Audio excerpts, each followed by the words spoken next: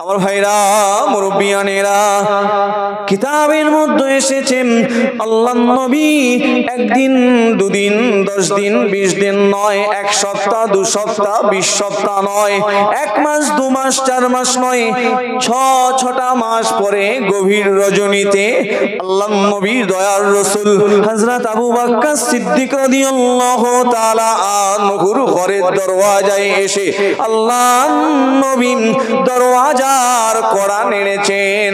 আবু বকর, আল্লাহর নবী মৃদু আওয়াজ, নিম্ন আওয়াজ, অল্প আওয়াজে আল্লাহর নবী হযরত আবু বকরকে ডাক দিলেন। ডাক দেওয়ার সাথে সাথে হযরত আবু বকর সিদ্দিক রাদিয়াল্লাহু তাআলা আনহু দরওয়াজা খুলে দিয়ে সঙ্গে সঙ্গে বলেছিল, লাব্বাইকা সাদাইকা ইয়া রাসূলুল্লাহ, ইয়া হাবিবাল্লাহ, হুজুর, হুজুর আমি আবু বকর আপনার খিদমতে হাজির। রাসূলুল্লাহ বলেছেন, আবু বকর হয়তো তোমাকে আমার সাথে হিজরত করতে হতে পারে, নিশ্চিত নয়, যেতে হবেই নয়, হতে পারে, যে তুমিই যাবে তা নয়, হতে পারে। কতদিন পরে আসছেন রাসূলুল্লাহ?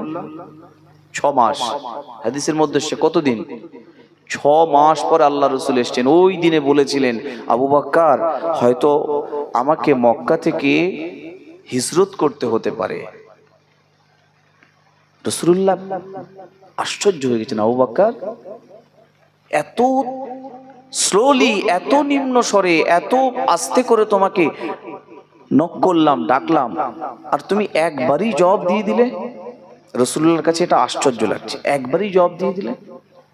ইয়া রাসূলুল্লাহ, ইয়া হাবিবাল্লাহ, হুজুর, হুজুর আপনি যখন বলেছিলেন আবু বকর আমাকে হয়তো এই জন্মভূমি মক্কা থেকে হিজরত করতে হতে পারে, হুজুর আপনি যেদিন যে সময় বলেছিলেন, আপনি আপনার হিজরতের ব্যাপারে আমাকে বলেছিলেন, আমি আবু বকর ওই দিন থেকে আমি রাতের বেলা আর ঘুম যাই নাই। আমি আবু বকর আমি সদা সর্বদা সজাগ থাকি, দরওয়াজার সঙ্গে আমি কানটা লাগিয়ে আমি দাঁড়িয়ে থাকি। আমি আবু বকর একবার আপনার জবান থেকে আবু বকর শোনার অপেক্ষায় আমি 1 দিন, 2 দিন, 3 দিন নয়, আমি 1 মাস, 2 মাস, 3 মাস নয়, 6টি মাস আমি দাঁড়িয়ে দাঁড়িয়ে গোটা রাত বিনিদ্র রাত্রি যাপন করে জেগে জেগে হুজুর আমি দাঁড়িয়ে থেকেছি। এই জন্য হুজুর আমি আবু বকর আমি যদি ঘুমিয়ে যাই, রাতের বেলা ঘুমিয়ে যাই, আর আপনি যদি আমার দরওয়াজায় এসে যদি ডাকেন, আবু বকর 1 বার, 2 বার, 3 বার যদি আপনি আমাকে আবু বকর, আবু বকর, আবু বকর বলে ডাকেন, আর আমি আবু বকর যদি ঘুমের মধ্যে থাকি, আমার ঘুমটা যদি না ভাঙে, কিয়ামতের দিনে আমার আল্লাহর সম্মুখে কি মুখ নিয়ে আমি দাঁড়াবো? হুজুর আমি কি মুখ নিয়ে দাঁড়াবো কিয়ামতে? কিয়ামতের মহামাঠ, কিয়ামতের মহাময়দানে আল্লাহ যখন আমি আবু বকর আমাকে জিজ্ঞেস করবেন, আবু বকর কি আমল করেছো? আবু বকর আমি আল্লাহ আমার সন্তুষ্টির জন্য কি এমন আমল করেছো? আমি আবু বকর আল্লাহর সম্মুখে দাঁড়িয়ে দাঁড়িয়ে বলবো, আল্লাহ আপনার সন্তুষ্টির জন্য, আল্লাহ আপনার হাবিব দোজাহানের বাদশাহ সৈয়দুল মুরসালিন শফিউল মুজনবিন রহমাতুল লিল আলামিনের গোলামতি করেছি। আমি আপনার হাবিবের গোলাম, আমি আপনার হাবিবের খাদেম, আপনার হাবিবের জীবনের আমি গোলামতি করেছি, তার খিদমত করেছি। আল্লাহ পাক ওই সময় আমাকে বলবেন, আবু বকর কোন মুখ নিয়ে তুমি আমি আল্লাহ আমার সম্মুখে আমার হাবিবের খিদমতের কথা বলো? আমার হাবিব যখন তোমার প্রয়োজন ছিল। আবু বকর তুমি রাতের বেলা আরামে ঘুমাচ্ছিলে, আমার নবীর বিপদের সময় মুসিবতের সময় তোমাকে বহুবার ডেকেছিল। আবু বকর তোমার ঘুম ভাঙে নাই। আজকে আমি আল্লাহ আমার দরবারে কোন মুখ নিয়ে আমার নবীর মহব্বতের কথা বলো। হুজুর আমি আবু বকর এই জন্য রাতের বেলা না ঘুমিয়ে ঘুমিয়ে আমি দরওয়াজায় কান লাগিয়ে লাগিয়ে দাঁড়িয়ে থাকতাম। আমি এই জন্য দাঁড়িয়ে থাকতাম নিঃশব্দে। স্ত্রী, ছোট বাচ্চা, বৃদ্ধ পিতা আবু কুহাফা সব রেখে চলে যাচ্ছে, সব থাকলো আল্লাহর রসুলের মহব্বতে, আল্লাহর নবীর সঙ্গী হয়ে নিজের জন্মভূমি মাতৃভূমি, নিজের মা বাপ, নিজের সন্তান স্ত্রী সব ত্যাগ করে সব থাকলো। আমি আমার রসুলের জন্য বেরিয়ে গেলাম। বলুন সুবহানাল্লাহ। রাসূলুল্লাহ যাচ্ছেন, হাদিসের মধ্যে এসেছে আল্লাহর হাবিব সাল্লাল্লাহু আলাইহি ওয়াসাল্লাম আগে আগে যাচ্ছেন আর হযরত আবু বকর সিদ্দিক পিছনে পিছনে যাচ্ছেন কখনো, আর পাটা টানতে টানতে ঘিচড়াতে ঘিচড়াতে যাচ্ছেন। আল্লাহ রাসূল জিজ্ঞেস করছেন, আবু বকর তুমি স্বাভাবিকভাবে হাঁটা চলা না করে পাটা টানতে টানতে যাচ্ছ কেন? মাতৃভূমির মায়া ত্যাগ করতে কষ্ট হচ্ছে, এই জন্মভূমি ছেড়ে, নিজের জন্মভূমি ছেড়ে আর একটা জায়গায় যেতে হিজরত করতে মনের কাছে কষ্ট লাগছে, তাই পাটা টেনে টেনে হাঁটছো? হুজুর আমি আবু বকর যখন ঘর থেকে বার হয়ে গিয়েছি, হুজুর আমার ঘরেতে স্ত্রী রয়েছে, আমার সন্তান রয়েছে, আমার বৃদ্ধ পিতা রয়েছে, হুজুর তাদের খেয়াল তাদের চিন্তা আমি আবু বকর আমার নাই।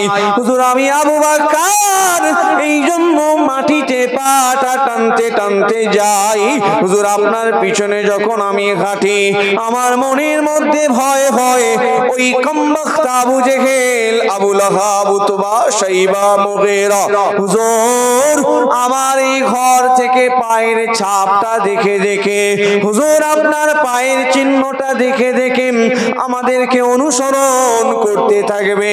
এই জন্য আমি আবু বকর পিছনে পিছনে যাই আর আপনার পায়ের চিহ্নগুলো মিটাতে মিটাতে যাই, যেন আবু জেহেল, আবু লাহাব, উতবা, শাইবা আমাদেরকে অনুসরণ না করতে পারেন। হুজুর আমি আবু বকর, আল্লাহর নবী জিজ্ঞেস করলেন, আবু বকর বুঝলাম তুমি কখনো আমার পিছনে হাঁটো, আবার কখনো তুমি আমি নবী আমার সম্মুখে আসো, সম্মুখে হাঁটো। ও আবু বকর আবার কখনো তুমি আমি নবী আমার ডান প্রান্তে এসে হাঁটো, আবু বকর আবার তুমি আমি নবী আমার বাম দিকে এসে হাঁটো।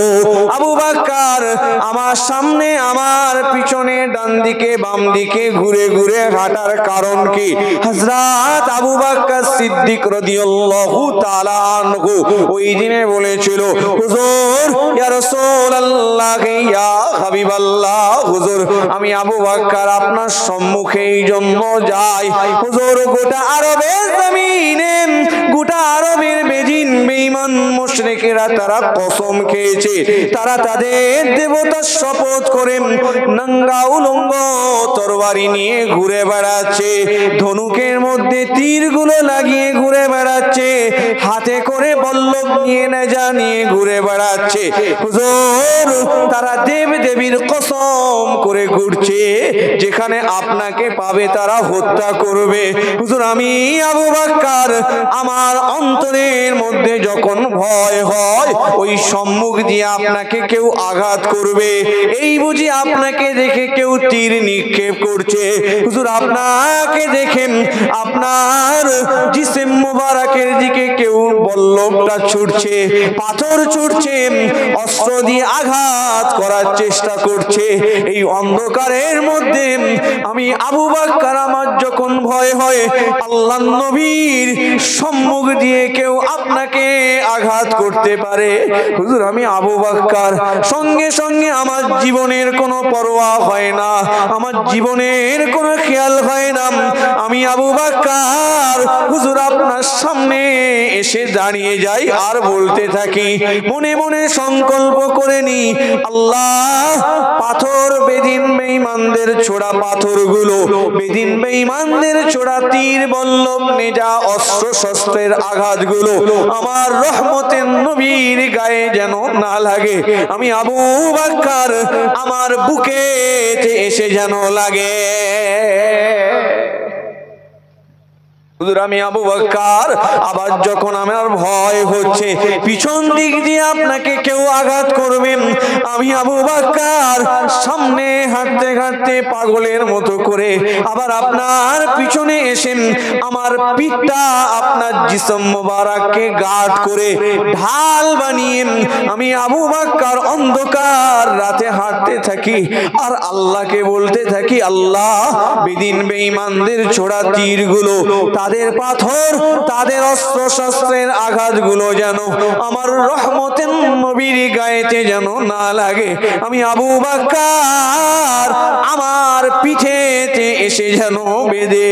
হুজুর আমি আবু বকর আমার যখন ভয় হচ্ছে ডান দিক দিয়ে কেউ আঘাত করবেন, আমি আবু বকর পিছন থেকে পাগলের মতো আপনার ডান দিকে এসে আমি হাঁটি আর আমার মনের মধ্যে সংকল্প করে নি, আল্লাহ বেদিন বেঈমান মুশরিকদের আঘাত যেন আমার রহমতের নবীর গায়ে না লাগে, আমার দয়ার রাসূলের জিসম মোবারকে যেন না লাগে।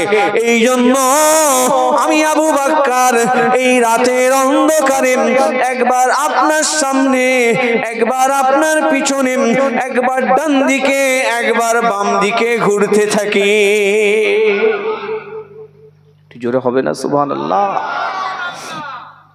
আল্লাহর নবী দয়ার রাসূল সাল্লাল্লাহু আলাইহি ওয়াসাল্লাম হাদিসের মধ্যে এসেছে, হযরত আবু বকর সিদ্দিক রাদিয়াল্লাহু তাআলা এই ভালোবাসার দৃষ্টান্ত, ভালোবাসার যে নমুনা, আল্লাহর রাসূল মুগ্ধ হয়ে গেলেন।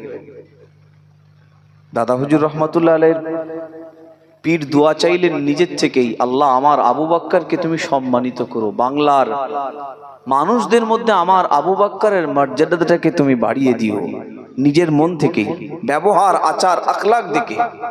তো হযরত আবু বকর সিদ্দিকের আখলাক, ব্যবহার, ওনার আন্তরিকতা, ওনার মহব্বতের ধরনটা দেখে আল্লাহর রাসূল একেবারে ইমপ্রেস হয়ে গেছে, বিমোহিত হয়ে গেছেন, আর রাসূলের মন মানে না। আল্লাহর নবী দয়ার রাসূল, আল্লাহর নবী দয়ার নবী ওই গভীর রজনীতে হযরত আবু বকর রাদিয়াল্লাহু তাআলা আনহুর মুখে এই কথা শুনে আল্লাহর নবী বড় খুশি হয়ে গিয়েছেন।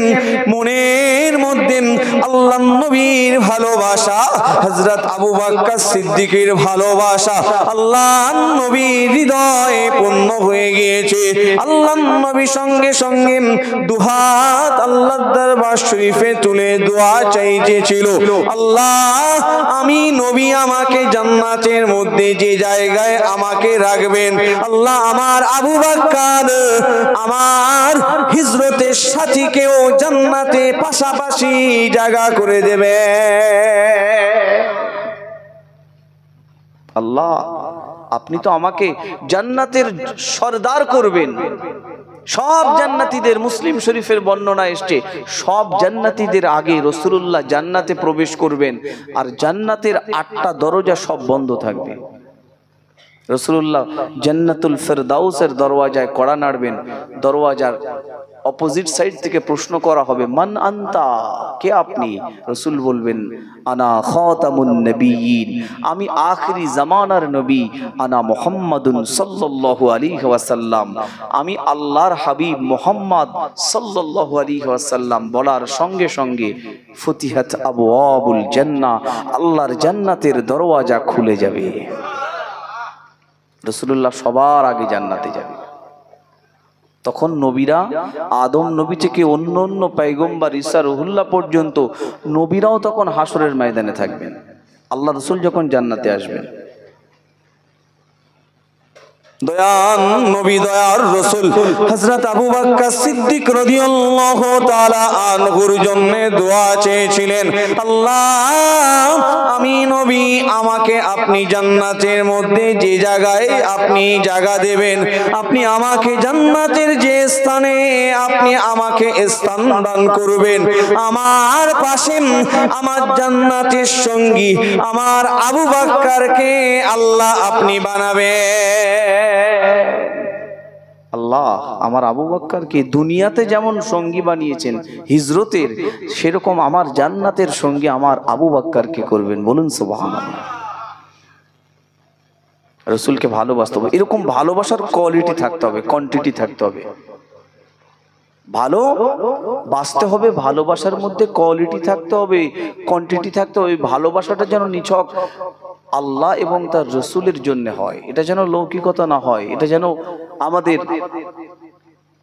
মানুষের জন্য, মানুষের কাছ থেকে সুনাম খ্যাতি অর্জনের জন্য না হয়। রসুলকে সন্তুষ্ট, আল্লাহকে সন্তুষ্ট করা, রসুলের মহব্বত অর্জন করা, এটা যেন আমাদের উদ্দেশ্য হয়। তাহলে লাভ আছে, ফায়দা আছে, নাজাত আছে। পরকালের জীবনটা রাসূলুল্লাহর মহব্বত অনুসরণ অনুকরণটা যদি ঠিকঠাক ভাবে আমি আপনি করতে পারি, তাহলে কিয়ামতের দিনে চিন্তা থাকবে না। রাসূল যখন মাকামে মাহমুদের সিজদায় পড়বেন, লুটিয়ে যাবেন, আল্লাহ ডাকবেন, আমার হাবিব আজকে জান্নাতের মধ্যে আমি আল্লাহ কিয়ামতের মহামাঠ মহাময়দান থেকে আমি আপনাকে সবার আগে জান্নাতে পাঠিয়েছি। আমার হাবিব জান্নাতীদের মধ্যে আমি আল্লাহ আপনাকে সবার থেকে উচ্চ মর্যাদা দান করেছি, সর্বাপেক্ষা সম্মান, সর্বাপেক্ষা মর্যাদা দান করেছি। হাবিব আপনি কেন কাঁদেন? আপনার চোখে কেন পানি? হাবিব চোখেতে কেন পানি? কান্নার কারণ কি? আল্লাহ নবী দয়ার রাসূল ওই সময় বলবেন, আল্লাহ আমি মুহাম্মদ সাল্লাল্লাহু আলাইহি ওয়াসাল্লাম, আল্লাহ আপনি আমাকে জান্নাতের সরদার করেছেন, জান্নাতে আমাকে আল্লাহ আপনি সর্বোচ্চ মর্যাদা দান করেছেন, সর্বোচ্চ সম্মান দান করেছেন। এই সর্বোচ্চ সম্মান সর্বোচ্চ মর্যাদা পাওয়ার পরে জান্নাতের নাজ নিয়ামত, জান্নাতের আরাম আয়েশের মধ্যে থেকে আল্লাহ আমার উম্মতকে আমি ভুলে যেতে পারি না। বলেন সুবহানাল্লাহ। আমার উম্মতকে তো ভুলে যেতে পারছি না। আমার উম্মত ময়দানে মাহাশরে রয়েছে, তাদের কষ্ট আমি তো জান্নাতের মধ্যে তাদেরকে ভুলে থাকতে পারছি না। রাসূলুল্লাহ আমাদের জন্য কত বড় নিয়ামত, আল্লাহর হাবিব আমাদের জন্য কত বড় রহমত। রাসূলুল্লাহ ইন্তেকাল করছেন, মালাকুল মউত এসেছেন, রাসূলুল্লাহর ঘরের দরওয়াজায় দাঁড়িয়ে সালাম দিচ্ছেন। আল্লাহ বললেন, মালাকুল মউত যাও আমার হাবিবের ঘরের দরওয়াজায় দাঁড়িয়ে অনুমতি নিয়ে প্রবেশ করবে, আর অনুমতি নিয়ে রাসূলুল্লাহর জান কবজ করবে। মালাকুল মউত আল্লাহ নবী দয়ার রাসূলের ঘরের দরওয়াজায় দাঁড়িয়ে আল্লাহ নবী দয়ার রাসূলকে একবার সালাম দিলেন, দুবার তিনবার সালাম দিলেন।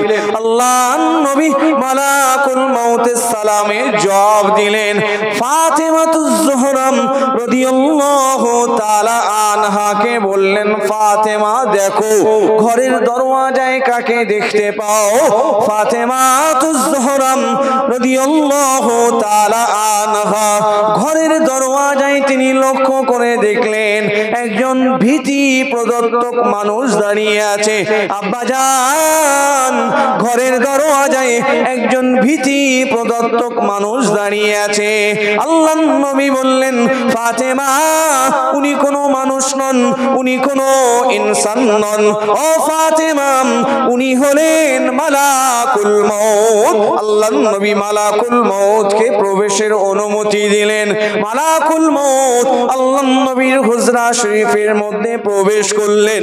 প্রবেশ করে আল্লাহর নবীকে আবার সালাম দিয়ে বললেন, ইয়া রাসূলুল্লাহ, ইয়া হাবিবাল্লাহ, হুজুর হুজুর, আমি মালাকুল মউত, আল্লাহ আমাকে পাঠিয়েছেন, আর আল্লাহ পাক আমাকে আদেশ করেছেন, আমাকে অর্ডার করেছেন, এই মালাকুল মউত, যাও যাও আমার হাবিবের কাছে যাও, আমার হাবিবের কাছে অনুমতি নিয়ে আমার হাবিবের জানটা কবজ করবে। আল্লাহ নবীর সঙ্গে মালাকুল মউতের বিভিন্ন বিষয়ে কথাবার্তা হচ্ছে, এমন সময় হামেলে ওহী জিবরিল আমিন এসেছেন। আল্লাহ নবী দয়ার রাসূলের ঘরের দরওয়াজায় জিবরিল আমিন দাঁড়িয়ে, চোখ ভর্তি পানি নিয়ে জিবরিল আমিন ঝরঝর করে কাঁদছে। আহলে বাইতরা কাঁদছেন, ফাতিমাতুজ জোহরা কাঁদছেন,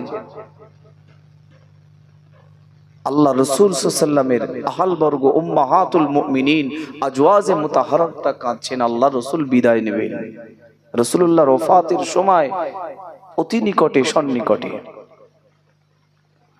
জান কবজ করার ব্যাপারে অনুমতি চাইছে, হুজুর আপনি যদি অনুমতি দেন, আদেশ দেন, তাহলে রূহ কবজ করব।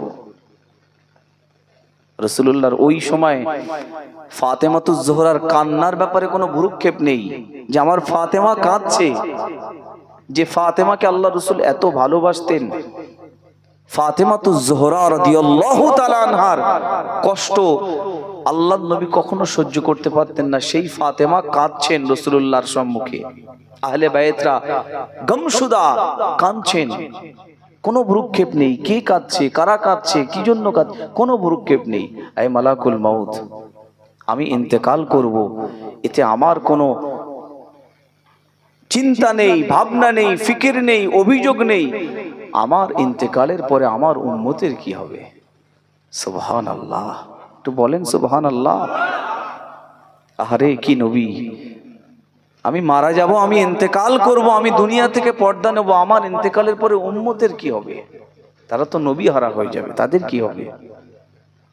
জিবরিল আমিন এসেছেন, কাঁদছেন, ঝরঝর করে কাঁদছেন। রাসূলুল্লাহ হযরত জিবরিল আমিন রাসূলকে সালাম দিলেন, সালামের জবাব দিলেন। রাসূল জিজ্ঞেস করছেন, জিবরিল কেন কাঁদো, চোখে কেন পানি, কাঁদো কেন? হুজুর আমি জিবরিল আমিন, আল্লাহ পাক আমাকে ওহীর বাহক হিসেবে আমাকে নির্ধারণ করেছেন। আমি জিবরিল আমিন নবীদের কাছে ওহী নিয়ে নিয়ে আসতাম, আর আপনি হলেন আখিরি জামানার পয়গম্বর, আপনি হলেন আল্লাহর সর্বশেষ নবী, সর্বশ্রেষ্ঠ নবী। আপনার পরে আল্লাহ আর কোন নবী রাসূলকে পাঠাবেন না। আমি জিবরিল আমিন, আমি আপনার কাছে ওহী নিয়ে আসার সুবাদে আমি জিবরিল আমিন আল্লাহ সিদরাতুল মুনতাহার কাছাকাছি চলে যেতাম। আল্লাহ পাকের অতি নিকটে যে আল্লাহর মহব্বত, ভালোবাসার সুযোগ পেতাম। আজ থেকে আল্লাহ পাক তার ওহীর দরওয়াজাকে বন্ধ করবেন। হুজুর আপনার আল্লাহর দরবারে প্রত্যাবর্তনের সময় এসে গিয়েছে, হুজুর আপনার ইন্তেকালের সময় হয়ে গিয়েছে। আমি জিবরিল আমিন কখনো আর ওই ওহী নেওয়ার জন্য আল্লাহ পাকের দরবারে আমার যাওয়া হবে না, আর আল্লাহ পাকের দরবার থেকে ওহী নিয়ে কখনো আর জমিনে কোন নবী রাসূলের কাছে আসা হবে না। এই জন্য আমি জিবরিল আমিন আমি কাঁদছি। হুজুর আল্লাহ পাক আপনার বিদায়ের ব্যাপারে ঘোষণা দিয়েছেন, হুজুর আপনার বিদায়ের সময় হয়ে গিয়েছে, হুজুর আপনার ইন্তেকালের সময় হয়েছে। আল্লাহর সান্নিধ্য, আল্লাহর দিদারের চির দিনের জন্য আল্লাহর দিদারের সৌভাগ্য আপনার নসিবে হয়েছে। আল্লাহ আপনার ইন্তেকালের জন্য আপনাকে পছন্দ করেছেন। জিবরিল, ওই দেখো মালাকুল মউত দাঁড়িয়ে আছে, জান কবজ করার জন্য অনুমতি চাইছে। সুবহানাল্লাহ। হাদিসে এসেছে পৃথিবীতে আর দ্বিতীয় কোনো ব্যক্তিত্ব নেই, দ্বিতীয় কোনো ব্যক্তিত্ব নেই যার রূহ কবজ করার ব্যাপারে মালাকুল মউত অনুমতি চাইবেন। সুবহানাল্লাহ। ইল্লা মুহাম্মাদুর রাসূলুল্লাহ, আল্লাহর রাসূল ব্যতীত এই সম্মান আল্লাহর কোনো নবীকে কোনো কাউকেই দেন নাই। বলুন সুবহানাল্লাহ। জিবরিল ওই দেখো মালাকুল মউত দাঁড়িয়ে আছে, জান কবজ করার অনুমতি চাইছে। আমার উম্মতের কি হবে, তাদের কি হবে? আল্লাহ পাক জিবরিল আমিনের দ্বারা রাসূলকে আশ্বস্ত করলেন, আল্লাহর নবীর বিচলিত হৃদয়কে শান্ত করলেন, আল্লাহর নবীর চিন্তাকে আল্লাহ পাক মিটালেন। জিবরিল আমিন আল্লাহর নবীকে ওই সময় ঘোষণা দিচ্ছেন, হুজুর আল্লাহর নবী আল্লাহর রাসূল মনেতে ব্যথা নেবেন না, দুঃখ নেবেন না, কষ্ট নেবেন না, উম্মতের ব্যাপারে আপনি চিন্তা করবেন না। উম্মতে মুহাম্মদ নবীর রওজা শরীফ, নবীর রওজা শরীফ দেখে মন ভরে না, দিদার দাও গো শাহে মদিনা, দিদার দাও গো শাহে মদিনা। নবীর রওজা শরীফ দেখে মন ভরে না, দিদার দাও গো শাহে মদিনা, দিদার দাও গো শাহে মদিনা। আরশের মেহমান করেছেন আল্লাহ, কত শান কত মান মোর কামলিওয়ালা। আরশের মেহমান করেছেন আল্লাহ, কত শান কত মান মোর কামলিওয়ালা। ওগো মদিনাওয়ালা, ওগো মদিনাওয়ালা করো শাফাত, দিদার দাও গো শাহে মদিনা, দিদার দাও গো শাহে মদিনা। আল্লাহুম্মা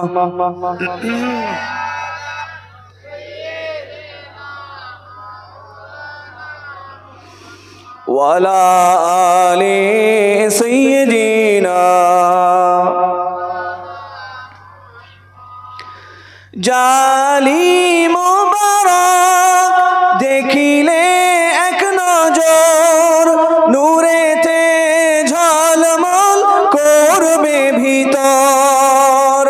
জালিম মুবারক দেখিলে এক নজর, নূরেতে ঝলমল করবে ভিতর।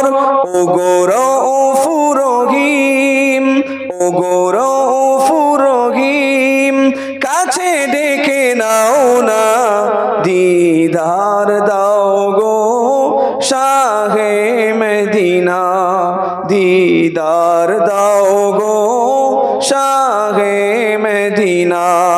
নবীর রওজা শরীফ দেখে মন ভরে না, দিদার দাও গো শাহে মদিনা। আল্লাহুম্মা সাল্লি আলা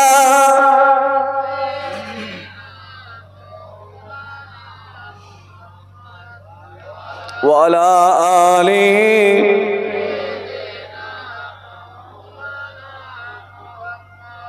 আমার ভাইরা মুরব্বিয়ানেরা, রাসূলুল্লাহ ইন্তেকালের সময় জিবরিল আমিনকে বলছি, জিবরিল ইন্তেকাল করব, উম্মতের কি হবে? হুজুর চিন্তা করেন না, আল্লাহ আপনাকে আপনার উম্মতের ব্যাপারে আল্লাহ আপনাকে আশ্বস্ত করেছে, তাদের জিম্মা দায়িত্ব আল্লাহ নিজের হাতে গ্রহণ করেছে। বলুন হুজুর আপনার উম্মতকে নিয়ে আপনি ভাববেন না, আল্লাহ আপনার উম্মতের সঙ্গে এমন আচরণ করবেন না যাতে আপনি কষ্ট পান। আপনার উম্মতের ব্যাপারে আল্লাহ জানিয়েছেন, তাদের সাথে আল্লাহ যে আচরণ করবে তাতে আপনি আপনার চক্ষুদয় শীতলিত হবে। বলুন সুবহানাল্লাহ। আর হুজুর আল্লাহ আপনাকে জানিয়ে দিয়েছেন, আপনার উম্মতকে আল্লাহ যতক্ষণ না জান্নাতে না পাঠাবেন, জান্নাতে না দেবেন, কোনো নবী রাসূলের উম্মতকে জান্নাতে ঢোকা হবে না। বলুন সুবহানাল্লাহ। আপনার উম্মতের দায়িত্ব নিয়েছে, আপনার উম্মতের সঙ্গে আল্লাহ এমন ব্যবহার করবেন আপনি সন্তুষ্ট থাকবেন, আর আপনার উম্মতকে সবার আগে জান্নাতে আল্লাহ প্রবেশ করাবেন। বলুন সুবহানাল্লাহ। এবার রাসূল বলছেন, আমি সন্তুষ্ট ইন্তেকালের জন্য, আমার রবের সঙ্গে সান্নিধ্যের জন্য আমি সন্তুষ্ট, আমি রাজি, আমি খুশি। বলুন সুবহানাল্লাহ। কি রাসূল ইন্তেকালের সময় উম্মতি 1 তারিখে আম্মাজান আয়েশা হুজুরের গৃহে আল্লাহ রসুল রয়েছে। আম্মাজান আয়েশার মনের শখ যে একদিন রসুলুল্লাহর জন্য একটা দিন হলেও একটু ভালো খাবার রান্না করে রসুলকে খাওয়াবো, একটু নরম বিছানা বিছিয়ে রসুলকে একটু আরাম করতে দেব। আম্মাজান আয়েশা সিদ্দিকা রাদিয়াল্লাহু তাআলা আনহা আল্লাহর নবী দয়ার রাসূলের জন্য একটু নরম বিছানার ব্যবস্থা করেছেন। আল্লাহর নবীর জন্য তুলনামূলক একটু ভালো খাবারের ব্যবস্থা করেছেন। আল্লাহর নবীকে আম্মাজান আয়েশা নিজের হাতে তিনি খাওয়ালেন, নরম বিছানা করে দিলেন। আল্লাহর নবী নরম বিছানাতে একটু শুলেন। আল্লাহ নবী নরম বিছানার মধ্যে শুয়ে একটু তন্দ্রাচ্ছন্ন হয়ে গেলেন, ঘুমিয়ে পড়লেন, ঘুমিয়ে গেলেন। হঠাৎ যখন আল্লাহ নবীর ঘুম ভেঙে গিয়েছে, আল্লাহ নবী চিৎকার মেরে ওঠেন, উম্মতি উম্মতি বলে কাঁদতে লেগেছেন আর বলছেন, আয়েশা, ও আয়েশা, আমি নবী, আমার জন্য কখনো তুমি নরম বিছানা করো না। আয়েশা, আয়েশা, আজকে তুমি আমার জন্য তুলনামূলক একটু নরম বিছানা দিয়েছো। আয়েশা, আয়েশা, আমি নবী, আমাকে তুলনামূলক একটু ভালো খাবারের ব্যবস্থা করেছো, ভালো আহারের ব্যবস্থা করেছো। আয়েশা, ভালো খাবার, ভালো বিছানা, নরম বিছানায় শুয়ে আমি নবী কিছুক্ষণের জন্য আমি ঘুমিয়ে গিয়েছিলাম। আয়েশা, এই সময়টা আমার উম্মতের জন্য আল্লাহর দরবারে দোয়া চাইতে পারি নাই। আয়েশা রে, আমার জন্য নরম বিছানা বিছিও না। রাসূলুল্লাহ সব সময় উম্মতের ব্যাপারে তিনি চিন্তিত, আমার উম্মতের কি হবে, আমার উম্মতের কি হবে। রব্বি হাবলি উম্মতি, রব্বি হাবলি উম্মতি, আল্লাহ আমার উম্মতের কি হবে। আল্লাহ বলছেন, হাবিব সিজদা থেকে মাথা তোলো, অনুমতি দিয়ে দিলাম, হাসরের ময়দানে যাও আর উম্মতে মুহাম্মাদীকে নিয়ে আমি আল্লাহ অনুমতি দিলাম জান্নাতে প্রবেশ করো। শফিউল মুজনবিন, তিনি কিয়ামতের মাঠের সুপারিশকারী। বলুন সুবহানাল্লাহ। হাবিব সিজদা থেকে মাথা তোলো, তুমি যার জন্য দোয়া চাইবে আমি আল্লাহ যে জন্য দোয়া চাইবে সেই দোয়াটা আমি কবুল করব, যার জন্য দোয়া চাইবে তার দোয়া কবুল করব, যার জন্য সুপারিশ করবে আমি আল্লাহ তার সুপারিশকে মঞ্জুর করব। বলুন সুবহানাল্লাহ। দেখেন আল্লাহ এখানে কোনো ক্রাইটেরিয়া দিলেন না, কোন রকমের শর্ত দিলেন না, কোন রকমের আল্লাহ কিছু বাধ্যবাধকতা দিলেন না যে আপনি যান হাসরের ময়দানে এই মানুষগুলোকে নিয়ে যান, যান আপনি, আপনাকে অনুমতি দিলাম, আপনি যার জন্য শাফাআত করবেন, সুপারিশ করবেন, আমি তার সুপারিশই মঞ্জুর করব। বলুন সুবহানাল্লাহ। জান আমি আল্লাহ আমার দয়ার জান্নাতের মধ্যে বিনা হিসেবে জান্নাতীদের জন্য একটা সংরক্ষিত কোটা রয়েছে। আল্লাহ পাক যখন বিচার করবেন কিয়ামতের মহামাঠ মহাময়দানে, আল্লাহ যখন বিচারক হয়ে বিচারকের আসনে বসবেন, বান্দা যখন আমি আপনি আসামির কাঠগড়ায় দাঁড়াবো, আল্লাহ পাক আমাকে আপনাকে যখন কাঠগড়ায় দাঁড় করাবেন, আল্লাহ আমার আপনার সম্মুখে ওয়াউদিয়াল কিতাব ফাতারাল মুজরিমিনা মুশফিকিনা মিম্মা ফি, আল্লাহ আমার আপনার জিন্দেগি জীবনের আমল নামার কিতাবটা সম্মুখে রাখবেন। বিচার কত কঠিন হবে কিয়ামতের মাঠে, আল্লাহ আমার আপনার জন্য দ্বিতীয় সাক্ষী হিসেবে উপস্থিত করবেন। কিরামান কাতিবিনা ইয়ালামুনা মা তাফআলুন, কাদের সম্মানিত লিপিকার ফেরেশতা কিয়ামতের দিনে আল্লাহ উপস্থিত করবেন। আল ইয়াউমা নাখতিমু আলা আফওয়াহিহিম ওয়া তুকাল্লিমুনা আইদিহিম ওয়া তাশহাদু আরজুলুহুম বিমা কানু ইয়াকসিবুন। কিয়ামতের মাঠে আল্লাহ পাক যখন বিচার করবেন, বান্দার বাক শক্তিকে আল্লাহ বন্ধ করে দেবেন, কথা বলার শক্তিকে আল্লাহ বন্ধ করে দেবেন। আল্লাহ বান্দার জবান বন্ধ করে দিয়ে অঙ্গ প্রত্যঙ্গকে কথা বলার শক্তি দেবেন, অঙ্গ প্রত্যঙ্গ জবান খুলে দেবেন।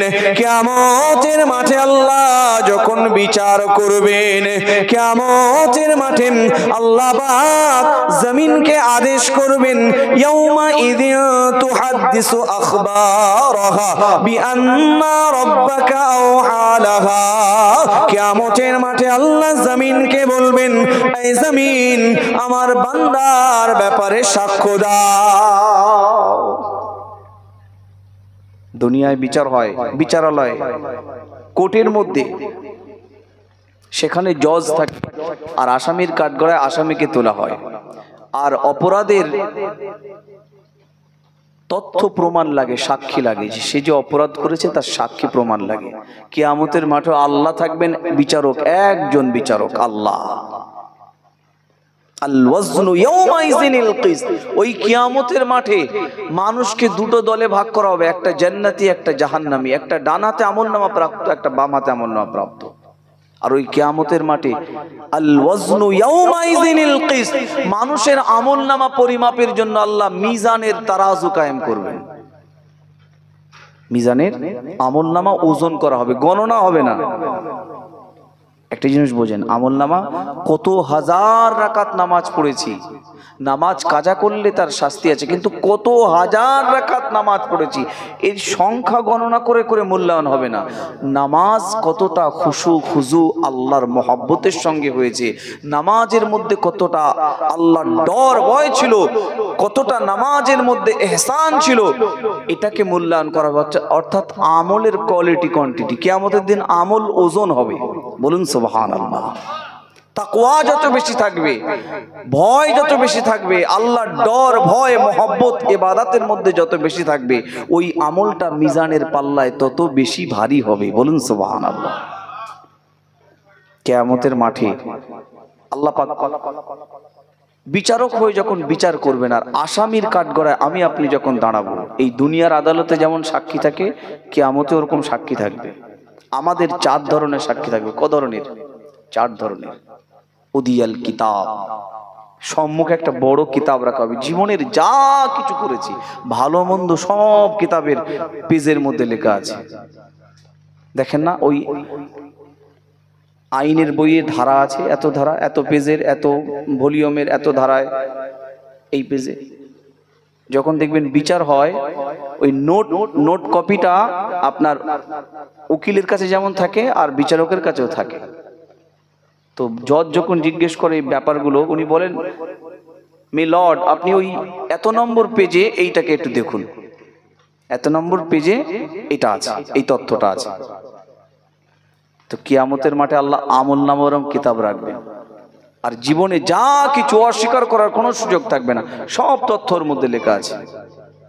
2 নম্বর সাক্ষী হবে কাঁধের ফারিস্তা, 3 নম্বর সাক্ষী হবে আমাদের অঙ্গ প্রত্যঙ্গ, আর 4 নম্বর সাক্ষী হবে জমিন। ইয়াউমা ইদিন তুহাদ্দিসু আখবারাহা বিআন্না রাব্বাকা আওহা লাহা। কিয়ামতের মাঠে আল্লাহ জমিনকে বলবেন, জমিনের কথা বলার অনুমতি দেবেন, বলবেন খবর বলো, তোমার মধ্যে যা তথ্য আছে সেই তথ্য বলো, বান্দার ব্যাপারে তোমার মধ্যে যে তথ্য সংরক্ষিত আছে তা বলো। কিয়ামতের মাঠে জমিন বলতে থাকবে, আল্লাহ বান্দা সৎ, আপনি একে ক্ষমা করে দিন, আপনি একে জান্নাত দিন। আল্লাহ আপনার বান্দা অসৎ, দাম্ভিকতা প্রদর্শন করত, অহংকার করত, জমিনের উপরে গুরুর নিয়ে চলাফেরা করত, দিমাগ নিয়ে চলাফেরা করত, গুনার কাজ করত, আল্লাহ সাক্ষী গ্রহণ করবে। কিয়ামতের মহামাঠ, কিয়ামতের মহাময়দান, বিচার ব্যবস্থাটা এত কঠিন হবে, এত ভয়াবহ হবে।